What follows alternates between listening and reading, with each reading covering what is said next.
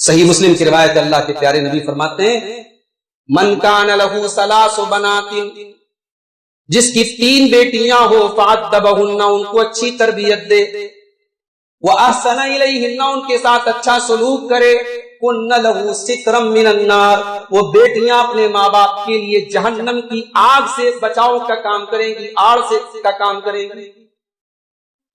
مَنْ عَلَى جَارِيَتَيْنِ حَتَّى تَبْلُغَا، صحیح مسلم کے الفاظ اللہ کے نبی فرماتے جس نے 2 بیٹیوں کو پالا یہاں تک کہ وہ بیٹیاں جوان ہو گئیں، وہ بیٹیاں بالغ ہو گئیں، ان بیٹیوں کا سارا اس نے حق ادا کیا، جاء یوم القیامت، وہ قیامت کے دن اس حال میں آئے گا جیسے یہ دونوں انگلیاں ایک دوسرے کے ساتھ سٹی ہوئی ہیں۔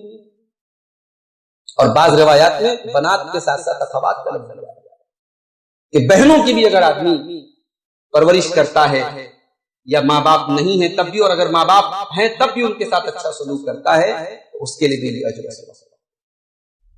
تو جنتی عورت کی صفات کیا؟ آئیے قرآن کریم کا 21واں پارہ، 21ویں پارے کی لاسٹ آیت، آخری آیت، اور 22ویں پارے کی اسٹارٹنگ کی آیات ہے۔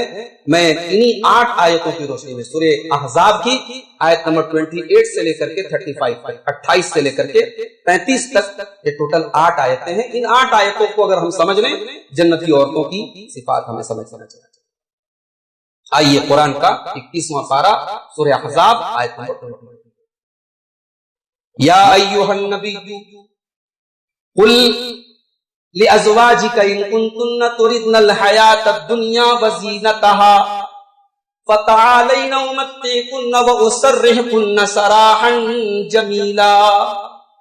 بڑی پیاری بات ہے ہماری مائیں بہن کو، اے نبی اپنی بیویوں سے کہہ دو اگر تم دنیا کی زندگی چاہتی ہو، دنیا کی زیب و زینت چاہتی ہو، دنیا کا اٹریکشن چاہتی ہو، دنیا کی چکا چوند چاہتی ہو، فتعالینا، تو آ جاؤ، امتعکن، میں تمہیں دنیا کی دولت دے دیتا ہوں، میں تمہیں اچھے جوڑے دے دیتا ہوں، تمہیں اچھے زیورات دے دیتا ہوں، واسرحکن سراحا جمیلا، لیکن میں تمہیں رخصت کر دیتا ہوں، تم نبی کے گھر میں نہیں رہ سکتے۔ اصل میں ہوا کیا تھا؟ اللہ کے رسول صلی اللہ علیہ وسلم کی جو بیویاں تھیں، ظاہر ان کا مقام پوری امت میں سب سے اونچا ہے، قیامت تک آنے والے ہر مسلمان کی ماں ہے یہ نبی کی بیوی۔ کوئی عورت جتنی بھی نیک ہو جائے، پرہیزگار ہو جائے، نبی کی بیویوں کے مقام تک نہیں پہنچ سکتی۔ اللہ نے ان کو وہ مقام دے دیا جو قیامت تک کسی اور عورت کو ملنے والا نہیں، لیکن یہ مقام ملا تھا تو ظاہر رسپانسبلٹیز بھی تھی، قربانیاں بھی تھی۔ 2 مہینے تک نبی کے گھر میں چولہا نہیں جلتا تھا، کھجور کھا کے پانی پی کے گزارا ہوتا، چھوٹے چھوٹے کمرے تھے، کوئی آرام دہ، کوئی لگزریس لائف تھی۔ ایک بات بولوں میں، لگزریس لائف ایک الگ چیز ہوتی ہے اور سکون والی زندگی ایک الگ چیز ہوتی ہے۔ آج دنیا میں بہت سارے لوگ ہیں، ان کی زندگی میں گلیمر ہے، چکا چوند ہے، فیشن بازی ہے، بے حیائی ہے، ننگا پن ہے، اوریانیت ہے، سیلیبریشنز ہیں، سب چیزیں ہیں، مگر ان کی زندگی میں سکون ہی ملے گا، ایمان کے اندر سکون ملے گا، دین کے اندر۔ اسی لیے قرآن کے 14ویں پارے میں اللہ تعالیٰ نے کہا کہ 2 چیزیں جب تک تمہارے اندر نہیں آئیں گی تمہاری حیات طیبہ نہیں ہو سکتی۔ من عمل صالحا من ذکر او انثی، جو ایمان والا بن جائے، جو نیک عمل والا بن جائے، فلنحیینہ حیاتا طیبہ، ہم اسے پاکیزہ زندگی دیں گے، ہم اسے حیاتا طیبہ دیں گے، اسے ہم چین و سکون والی زندگی عطا فرمائیں گے۔ یہ حیاتا طیبہ کیا ہوگا؟ ہاشم املہ ساؤتھ افریقہ کا کرکٹر ہے، کرکٹروں کی زندگی میں بڑا پیسہ ہوتا ہے، بڑا گلیمر ہوتا ہے۔ اس اللہ کے بندے کے چہرے سے نہ داڑھی ہٹی نہ اس کی بیوی کا نقاب اترا، دنیا گھوم گیا وہ بندہ، پیسہ بھی ہے، شہرت بھی ہے، لیکن اس کی عورت نے، اس کی بیوی نے آج تک اپنا نقاب نہیں ہٹایا۔ یہ ہے حیات طیبہ۔ فرانس اور یورپین کنٹریز میں کتنی جگہوں پر عورتیں لوگوں کے طعنے سنتی ہیں، پینالٹی دیتی ہیں، جرمانے دیتی ہیں، مگر اپنے پردے سے، اپنے حجاب سے کمپرومائز نہیں۔ یہ ہے حیات طیبہ، دین پر زندگی گزارنے والا دنیا میں چند لقمے کم کھائے گا، تھوڑے سے خستہ مکان میں رہ لے گا، تھوڑا سا کمزور کپڑا پہن لے گا، مگر اس کی زندگی میں وہ پاکیزگی رہے گی جو ایک کافر کی، ایک بدکار کی زندگی میں نہیں ہے۔ تو نبی کی بیویوں کے پاس کوئی بہت بڑا مکان نہیں تھا، کوئی بہت آرام دہ زندگی نہیں تھی، لیکن نبی کی بیوی تھی، مومنوں کی ماں تھی، روکھی سوکھی کھاتی تھی، گزارا کرتی تھی۔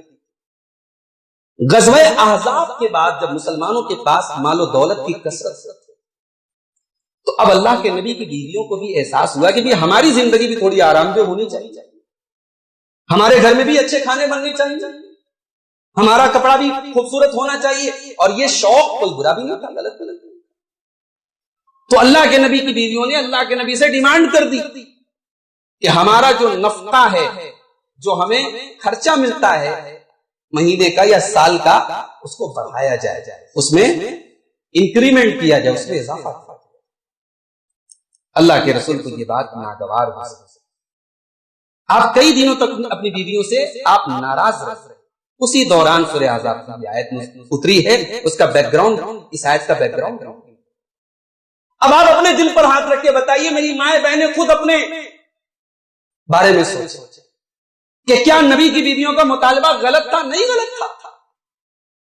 اگر پیسہ آ رہا ہے، دولت ہے، تو آرام دہ زندگی کا شوق ہونا، اچھی زندگی گزارنے کی تمنا ہونا برا تو نہیں ہے، مگر یہاں سوال یہ پیدا ہوتا ہے کہ آپ نبی کی بیوی ہیں، آپ پوری امت کے لیے آئیڈیل ہیں، آپ کا مطمع نظر، آپ کی نظر تو جنت پر ہونی چاہیے، وہاں کے عیش و آرام پر ہونی چاہیے۔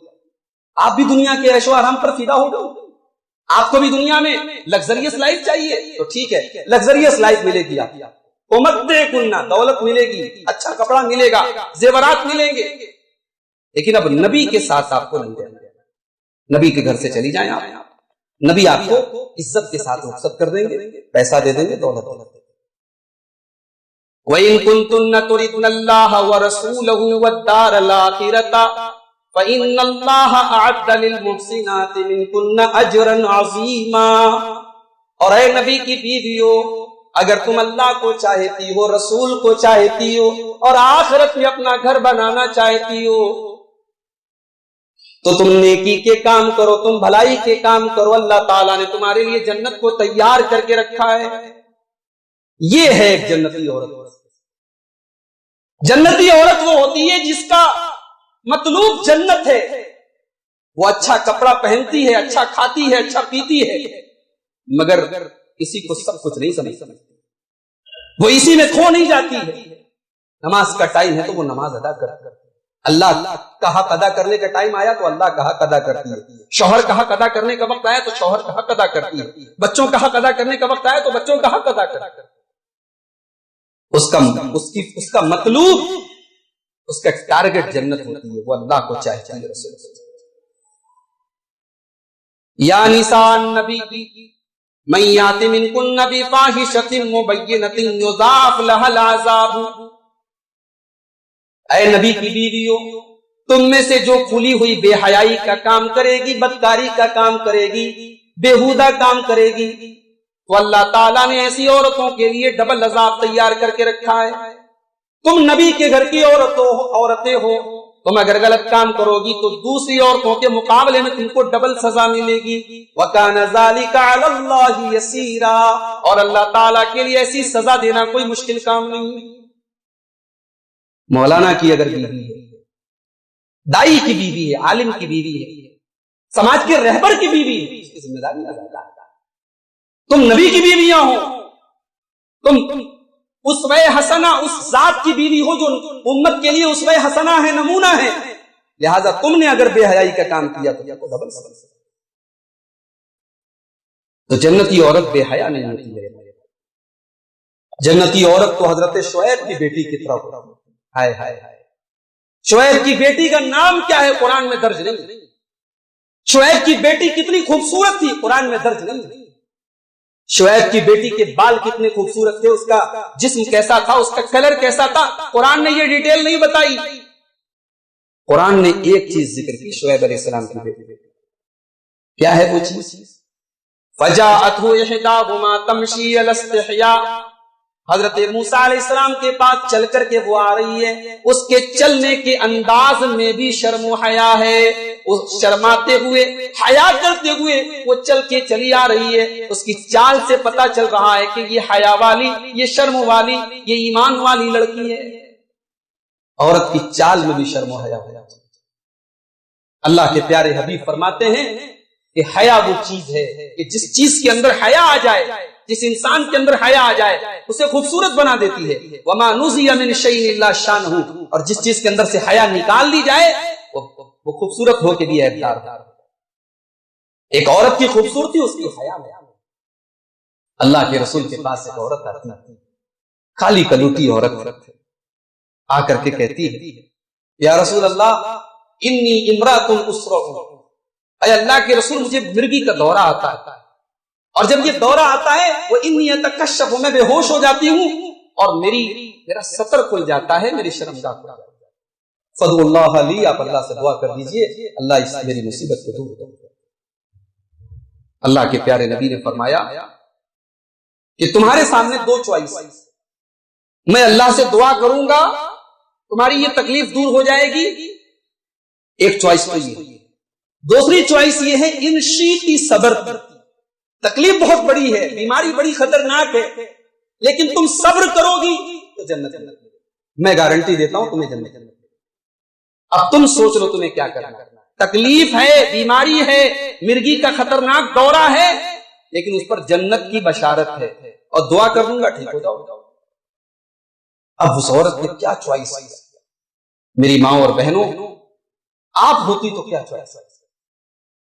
اس عورت نے کہا اللہ کے نبی اگر صبر کرنے کے اوپر مجھے جنت مل رہی ہے، اصبر تو میں صبر کرنے کے لیے تیار ہوں، لیکن اے اللہ کے رسول آپ اللہ سے یہ دعا کر دیجئے کہ جب وہ دورہ مجھے آئے تو میری شرمگاہ نہ کھولے، میں مرگی کا دورہ تو برداشت کر سکتی ہوں، بے حیائی برداشت نہیں کر سکتی، اپنی عریانیت میں برداشت نہیں کر سکتی، میرے جسم کے اوپر غیر مردوں کی نگاہ پڑے میں یہ چیز گوارا نہیں کر سکتی ہوں، اے اللہ کے نبی آپ دعا کر دیجئے کہ یہ مصیبت نہ دور ہو لیکن کم سے کم میرا سطر نہ کھولے۔